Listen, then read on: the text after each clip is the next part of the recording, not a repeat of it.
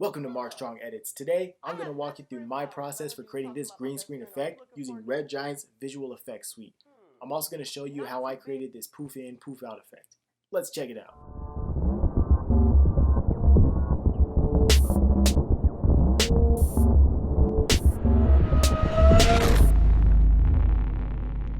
Alright, I'm going to go ahead and begin by scaling down my footage. And we're going to go ahead and place it within the scene here where we see fit. I think right about there is fine. Up in the Effects tab, I'm going to go ahead and scroll down to the RG VFX option, and we're going to choose Primat Keyer 6. Alright, we're going to choose our auto-define key. This is going to do the majority of our keying for us. We still have some noise in the background, so I'm going to use my clean background tool, and this is going to kind of get rid of whatever little bits of green screen might be left over. However, we might need to do some additional work in the background. If I turn on my split screen, I can see my matte, and everything in the black areas is kind of what didn't get removed from my auto-define key. So with my clean background tool, I'm just going to go ahead and click and drag in the black fields here, and it's going to go ahead and clean whatever didn't get removed from the auto-define key. Next up, I'm going to use the spill sponge tool.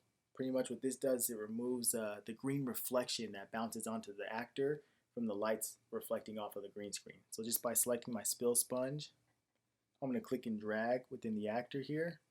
You can already see that that green reflection has kind of been removed from his coloring. So he's going to look a lot more natural within the scene now.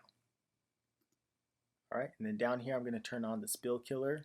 This is just going to automatically, just by checking the enable box, it's just going to clean up any little bits that might have been missed when I had applied the spill sponge. It's really going to help clean up with any sort of motion blur. So here he's waving his hand, so it's going to ensure we don't see any little bits of green in between the hand movements there. Alright, and with the pen tool selected, I'm just going to draw a quick mask here. This is just going to get rid of that little bit that was hanging in front of the green screen here. It's going to ensure that we only have the actor within the scene now. Okay, we're going to go ahead and get ready to add our shadow now. And to do so, we're going to select our footage. We're going to right click. We're going to choose Pre-Compose. We want to make sure we select Move All Attributes to New Comp and hit OK. And with our composition selected, we'll go Effects, RG VFX, and we're going to choose Shadow.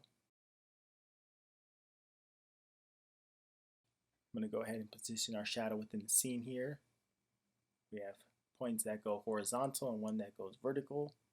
This vertical one is the direction of our shadow. The horizontal, that's our ground plane. So we can set where our ground is, and then the direction our shadow is going to aim. I'm going to scroll down here. We're just going to adjust the softness a little bit, make it look a little bit more natural in the scene here. And then we're going to enable the shadow bend. This is going to allow me to just sort of make it wrap around the dashboard of this truck here just a little bit. Kind of make it look a little bit more natural within the scene. Okay, I'm going to play it back and kind of see how our shadow responds here. Alright, looks great. And we are now ready to start working on that poof effect. So I have a smoke clip here. This is from the Action Essentials plugin from Video Copilot. I'll go ahead and leave that link in the description. They have all kinds of stock footage of explosions, fire, things like that. In this case, we're going to use smoke. I went ahead and right-clicked on it. I chose Enable Time Remapping. This is going to allow me to choose the exact point that I want the smoke to sort of follow the actor as he's popping into the scene here. So as he's slowly standing up, I want the smoke to rise with him. That's going to kind of help sell the effect as well. Alright, looking good. Now I'm going to go into the Effects tab here under Color Correction, and we're just going to add a quick Curves adjustment. I'm going to adjust this a little bit, that way our smoke can look just a little more natural.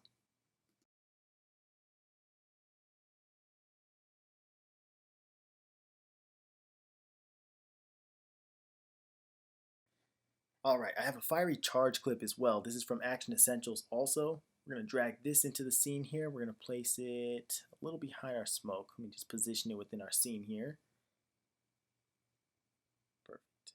Okay, I'm going to change the transfer mode from normal to screen. This is going to give it more of a fiery look and help it blend with our environment a little bit better. Perfect. I think I see a line Yeah, looks like I have a line at the bottom of my smoke. So I'm gonna grab the pen tool here. We're just gonna draw a quick mask around our smoke. And then the layer settings, we're gonna change this to a subtract mask. And if we hit F on the keyboard, we can feather the bottom of our smoke here. That way it blends a little bit better. Let's test that out. Looks great, but I think I might need to scale up my charge here a little bit. I'm gonna hit Y on the keyboard to change the anchor point. We're gonna drag this to the bottom of the charge. Now we can scale up, and it's gonna scale from the bottom where we placed our anchor point. Looks perfect. Now we're ready to add our glow layer. I'm gonna right click in the empty space, choose new. We're gonna choose solid, and we're gonna go to about an orangish color. Is it okay? And we'll call this glow. Okay, so now I'm going to choose my ellipse tool here, and at the bottom of our charge I'm just going to drag a circle. Let's go ahead and turn our layer on. We're going to change this to classic color dodge. We'll hit F on the keyboard and hike up the feather amount here just a bit. So now that blends.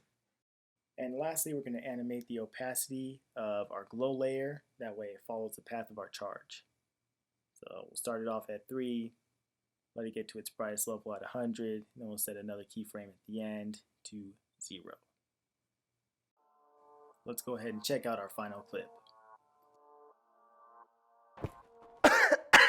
Whew. Dang, this truck is nice. Alright, thanks for tuning in to the behind the scenes creations of the effects that went into creating this sketch. If you enjoyed this video, be sure to let me know by giving it a thumbs up. Let me know what you thought of it in the comment section, or if there's any other tutorials you would like for me to create. And don't forget to hit that subscribe button. I'll catch you guys on the next one.